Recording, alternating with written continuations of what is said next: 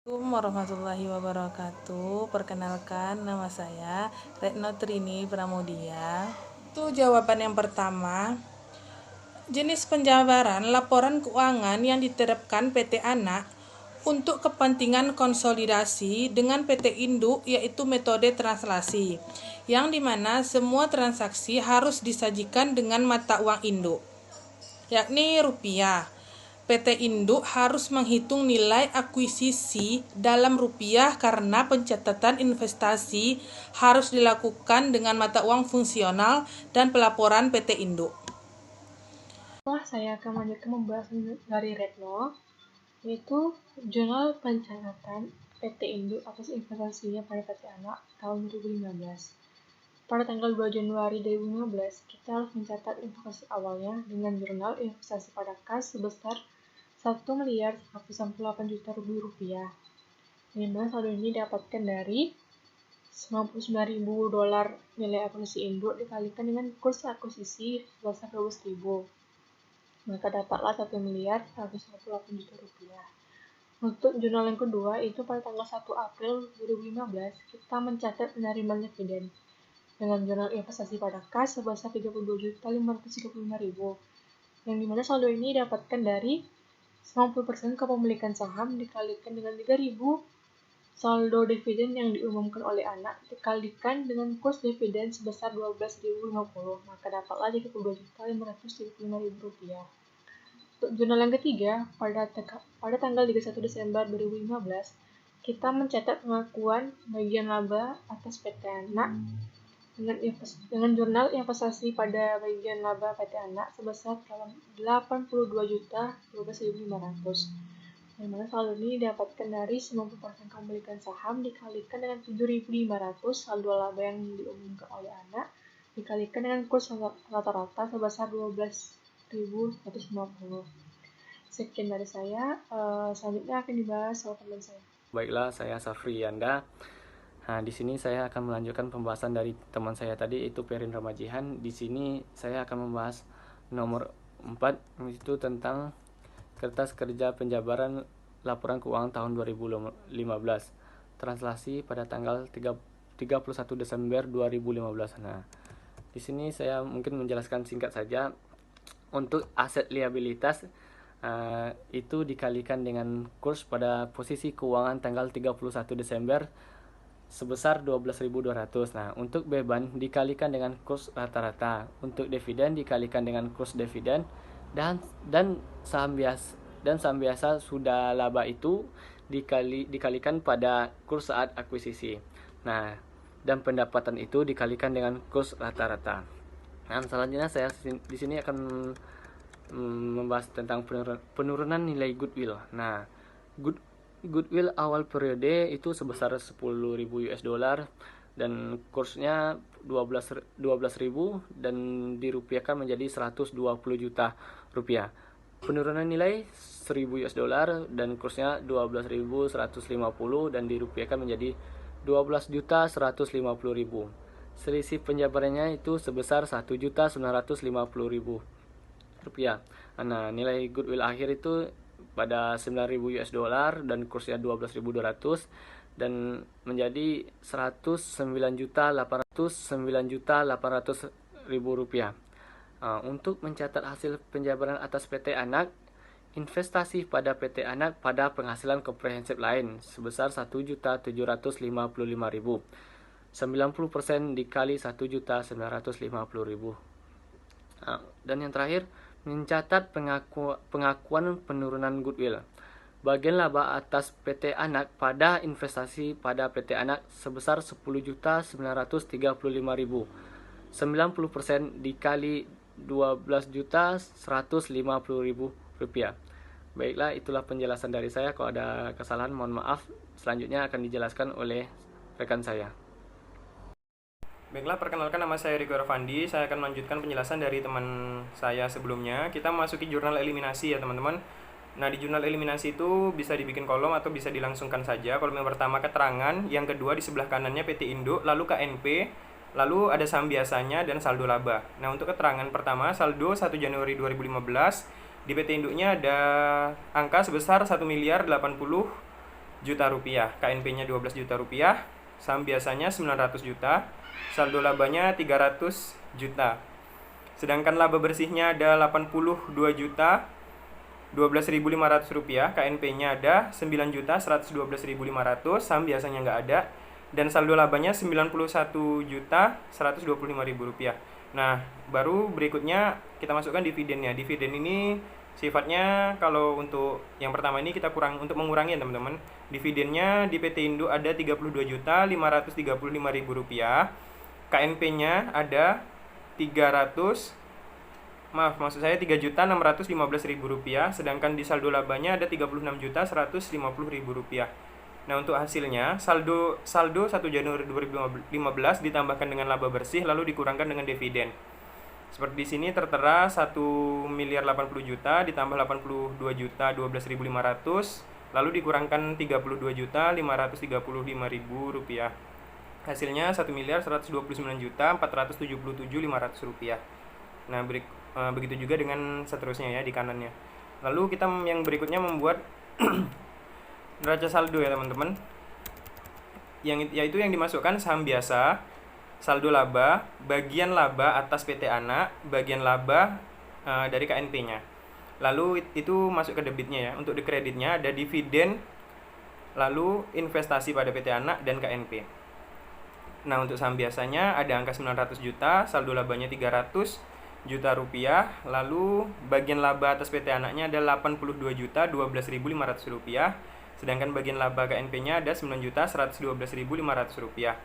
Nah, untuk dividen yang diumumkan adalah ini yang udah masuk ke kreditnya ya, 36.150.000 rupiah. Investasi pada PT Anaknya ada yang tadi angka di atas ya, yang 1.129.477.500. KNP-nya ada 125.497.500 rupiah. Ini angka yang dari atas yang kita buat barusan. Lalu perhitungan untuk jurnal eliminasi goodwill-nya. Nah, ini hampir kolomnya atau bentuknya hampir sama dengan yang saya jelaskan yang pertama kali, yaitu ada keterangan, di sebelahnya ada PT Induknya, KNP, lalu goodwill-nya. Langsung dimasukkan goodwill-nya ke dalam kolom berikut. Untuk saldo 1 Januari 2015 di PT Induknya ada 108 juta, KNP-nya ada 12 juta, dan goodwill-nya ada 120 juta rupiah. Sedangkan untuk penurunan nilainya untuk PT Induknya ada 10.935.000 rupiah, KNP-nya ada 1.215.000 rupiah, dan goodwill-nya ada 12.150.000 rupiah. Nah, untuk saldo per 31 Desember 2015 didapatkan dari saldo 1 Januari dikurangi dengan penurunan nilainya teman-teman ya. Berarti untuk PT Induknya ada 108 juta dikurangi dengan 10.935.000 rupiah, yaitu 97.065.000 rupiah, dan begitu juga seterusnya. Lalu berikutnya kita masukkan goodwill di debit, yaitu senilai dari yang sebelumnya kita buat ya teman-teman, 107.850.000 rupiah, beban operasinya 12.150.000 rupiah. Sedangkan di bagian kreditnya, bagian laba atas PT Anak ada 10.935.000 rupiah, bagian laba atas KNP ada 1.215.000 rupiah, investasi pada PT Anak ada 97.065.000 rupiah, sedangkan KNP-nya di angka 10.725.000 rupiah. Nah, yang berikutnya jurnalnya penghasilan komprehensif lainnya, yaitu 19.925.000 rupiah pada atau di kreditnya investasi pada PT Anak 17.932.500 rupiah, dan KNP-nya ada 1.992.500 rupiah. Ini untuk mengeliminasi penghasilan komprehensif lainnya terkait transaksi ya teman-teman. Nah, untuk mengeliminasi investasi dan penghasilan goodwill terkait transaksi, jurnalnya di debitnya ada goodwill sebesar 1.950.000 rupiah, investasi pada PT Anak sebesar 1.755.000 rupiah, dan KNP-nya ada 195.000 rupiah. Demikianlah penjelasan dari saya, berikutnya akan dilanjutkan oleh teman saya. Terima kasih. Oke, baiklah, saya Dian Oktamade akan melanjutkan pembahasan dari rekan saya sebelumnya, yaitu nomor 5, kertas kerja konsolidasi 31 Desember 2015. Pendapatan pada PT Induk sebesar 500 juta, pada PT Anak sebesar 364.500.000, dan dieliminasinya itu kosong ya teman-teman. Dan tercatat di konsolidasinya sebesar 864.500.000 rupiah. Dan pada akun beban itu dikurangin ya 200 juta pada PT Induknya, dan PT Anaknya sebesar 273.375.000, dan dieliminasinya itu terdapat 12.150.000 ya teman-teman. Di bagian debit itu ada pada 2E, soal yang 2E, dan di konsolidasinya tercatat dikurang 885.525.000.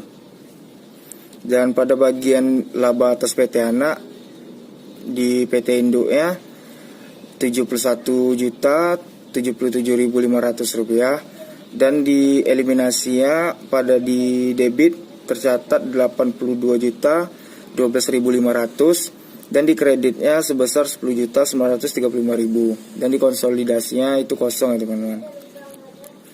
Dan di laba bersihnya pada PT Induk 377.500 rupiah, pada PT Anaknya 91.125.000, dan dikonsolidasinya sebesar 378.975.000. Bagian laba non pengendali di eliminasi tercatat yang bagian debitnya 9.112.500, di bagian kredit 1.215.000, dan dikonsolidasi tercatat 7.897.500.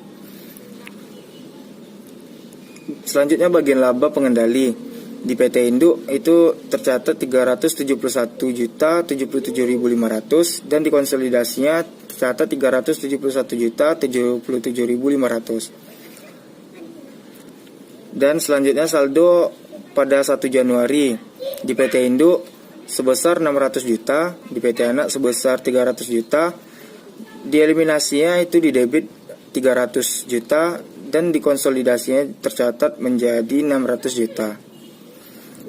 Laba bersihnya pada PT Induk 371.077.500, pada PT Anak 91.125.000, dan dikonsolidasinya sebesar 371.077.500. Dan pada dividennya pada PT Induk itu dikurangin 50 juta, pada PT Anak dikurangin 36.150.000, dan dieliminasi bagian kredit tercatat 36.150.000, dan dikonsolidasinya dikurang itu sebesar 50 juta.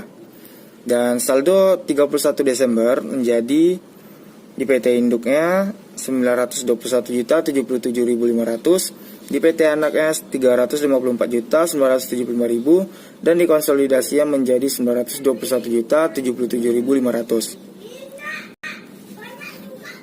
Selanjutnya itu pada bagian kas di PT Induknya 49.535.000, di PT Anaknya 67.100.000, dan dikonsolidasinya 116.635.000. Dan di piutangnya 90 juta pada PT Induk, 73.200.000 pada PT Anak, dan konsolidasinya sebesar 163.200.000. Di persediaannya 150 juta pada PT Induk, 244 juta pada PT Anak, dan konsolidasinya 394 juta. Investasi pada PT Anak itu di PT Induknya sebesar 1.246.230.000, dan di eliminasi di bagian kredit itu tercatat ada 4 ya teman-teman, sesuai udah yang dikerjakan sebelumnya, sebesar 1.129.477.500, 97.065.000, 17.932.500, dan 1.755.000.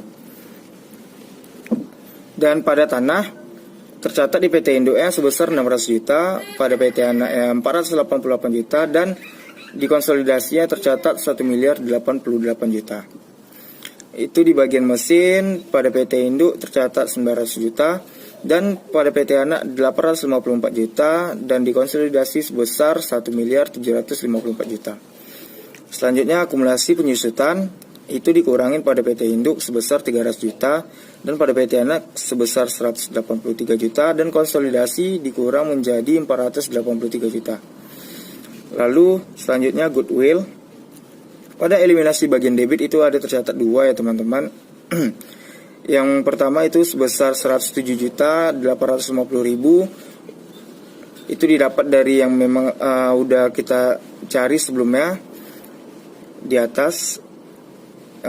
Yang selanjutnya itu 1.950.000 dan dikonsolidasinya tercatat menjadi 109.800.000. Jadi total aset pada PT Induk menjadi 2.735.765.000, pada PT Anak sebesar 1.543.300.000 dan konsolidasi tercatat menjadi 3.142.635.000.